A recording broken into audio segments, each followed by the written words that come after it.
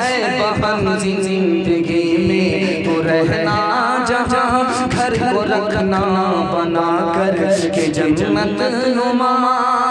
ऐ बहन जिंदगी में तू रहना जहाँ, घर को रखना बना कर के जन्नत नुमा। शुक्र करना अदा रब के एहसान का, शुक्र करना अदा रब के एहसान का। हाथ में तेरे दूल्हे का जब हाथ हो, तो नज़म का है मरकज़ जी के मुशायरा मीडिया। सुनने में आएगा तो समझा जाएगा कि क्या कहा जा रहा है। ध्यान से रखिएगा, औरतों के हवाले से सुना रहा हूँ, बहुत ध्यान से सुनिएगा। मास्टर साहब आए स्कूल में, पेंसिल लेकर के खड़े हो गए, बच्चों से कहा देखो बच्चे आज मैं एक सबक देना चाहता हूँ। बच्चों के कान खड़े हुए कि मास्टर साहब आज क्या सबक देंगे? कहा बेटे मैं माँ के बारे में सबक देना चाह रहा हूँ। माँ कौन सी जात है, उससे कैसा रिश्ता होता है। हर बच्चे के कान खड़े हो गए। एक बच्चा पीछे पेपर पढ़ रहा, उस्ताद ने डंडा लिया, लगाया 2-4 डंडा। कमीना कहीं का, माँ के बारे में मैं बताने के लिए जा रहा हूँ। सब कान खोल करके सुन रहे हैं। तू पेपर पढ़ा? का हुजूर मैं आपके डंडे का बुरा नहीं मानूंगा। आज ही का पेपर है, ताजा खबर है कि एक माँ 4 बच्चे को सोता हुआ छोड़कर अपने यार के साथ फिरा रहा है। दूसरा नमूना आपकी खिदमत में लेकर आ रहा हूँ, बहुत ध्यान से इसको सुनिए। माँ बेटे को गाली दे रही है, बेटा माँ को गाली दे रहा है। कोई चुपने के लिए, चुप होने के लिए तैयार। माँ सोच रही मैं खामोश रहूंगी हार जाऊंगी, बेटा समझ रहा मैं खामोश रहूंगा हार जाऊंगा। माँ ने खिसिया करके कहा बेटा मैंने तुम्हें बचपन में 32 धारे दूध पिलाया है, माफ नहीं करूं। तो बेटा कहता क्या फर्क पड़ता है, तूने मुझे डब्बे का दूध पिलाया, अपना दूध नहीं पिलाया। तीसरा नमूना आपकी खिदमत में लेकर के आ रहा हूं, बहुत ध्यान से सुनिएगा। बेटे को फांसी पर चढ़ाया जा रहा है। उससे पूछा जाता हाकिम ने तुम्हारी आखिरी ख्वाहिश क्या है? तो मेरी माँ जिंदा है, मैं माँ से बात करना चाहता हूँ, राज की बात उसके कान में कहना चाहता हूँ। माँ बुला दी गई। बच्चे ने बात करना चाहा, माँ ने कान बढ़ाया, उसने दांत से कान को काटा। हाकिम ने कहा रे बदनसीब तू अभी फांसी पर चढ़ने वाला, तेरी आखिरी ख्वाहिश थी माँ का दीदार करूं, माँ से बात करूं, तूने माँ पर सितम किया। कहा हाकिम साहब आपको नहीं मालूम, मैं बचपन में अंडा चुरा करके लाता था, ये माँ मेरी पीठ ठोकती थी, इसी ने मुझे चोर बनाया, डाकू बनाया, आज मैं फांसी पर चढ़ रहा हूँ। अगर ये माँ कान के नीचे एक तमाचा जड़ देती, जिंदगी भर के लिए मेरी चोरी डकैती छूट जाती।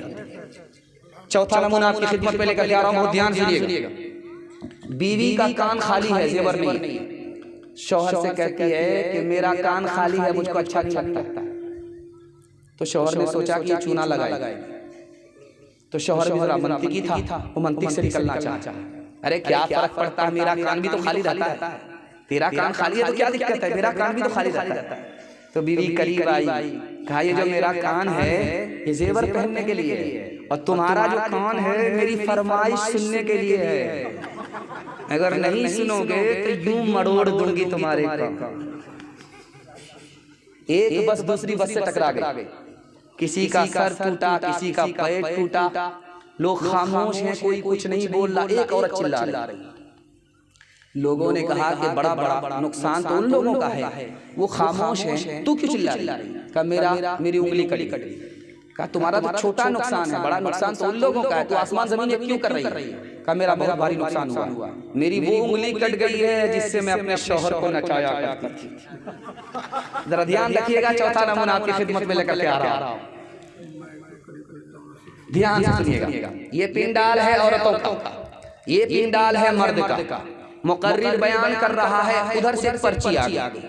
पर्ची में पूछा जा रहा है मर्द तो 4 शादी करता है, औरत 4 शादी क्यों नहीं कर सकती? सवाल देखिए कितना गहरा। औरत की तरफ से आया, पर्ची आई कि आप जवाब दो, एक मर्द की 4 बीवी होती है, एक औरत के 4 शौहर क्यों नहीं होते? तो जवाब दिया गया, सोचा कि भाई इस औरत को कुरान कैसे समझा, हदीस कैसे समझा, औरत की बात को औरत की जबान में समझा देता। कहा कि तुम ससुर को जानती हो? क्या? हाँ।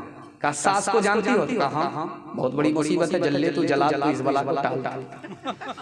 कहा कि अगर तुम्हारी शादी हो जाती एक से ज्यादा मर्दों से तो तुमको 4 सास मिलती। अब बताओ क्या तुम्हारा हाल होता?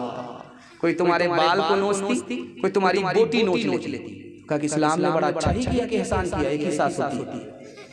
ध्यान से रखिएगा, जब ससुराल से बेटी मैके आती है तो घर की सारी औरत उसको घेर लेती, उससे पूछती है कि बेटी ये बताओ तुम्हारी ससुराल कैसी थी? तो बेटी कहती है माशाअल्लाह।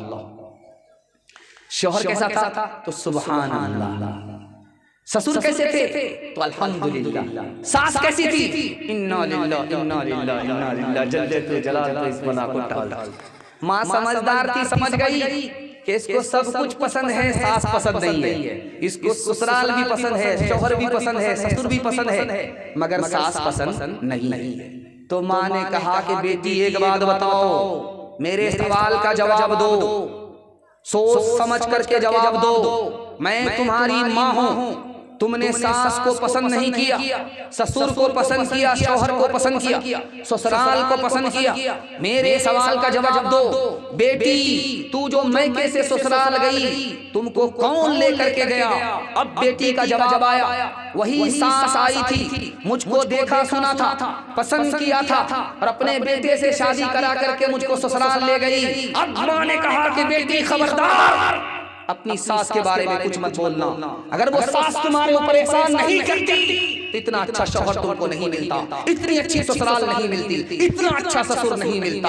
अब बेटी को समझ में आया कि सास दुश्मन नहीं होती है, कभी माँ के बराबर होती है, कभी माँ से बढ़ करके होती है। हज़रते फातिमा की तरह उम्र भर ऐसा किरदार हो तेरा ससुराल में। हज़रते फातिमा की तरह उम्र भर ऐसा किरदार हो तेरा ससुराल में। हज़रते फातिमा की तरह उम्र भर ऐसा किरदार हो तेरा ससुराल में। सास तेरी ज़माने से कहती थी रे, सास तेरी ज़माने से कहती थी रे, कुछ नहीं चाहिए बस बहू सास हो। ऐ बहन जिंदगी में तो रहना जहाँ, घर को रखना बना कर के जन्नत नुमा। ऐ बहन जिंदगी में तो रहना जहाँ, घर को रखना बना कर के जन्नत नुमा। शुक्र करना अदा रब के एहसान का, शुक्र करना अदा रब के एहसान का। हाथ में तेरे दूल्हे का जब हाथ हो, जा जा बेटी अज ससुराल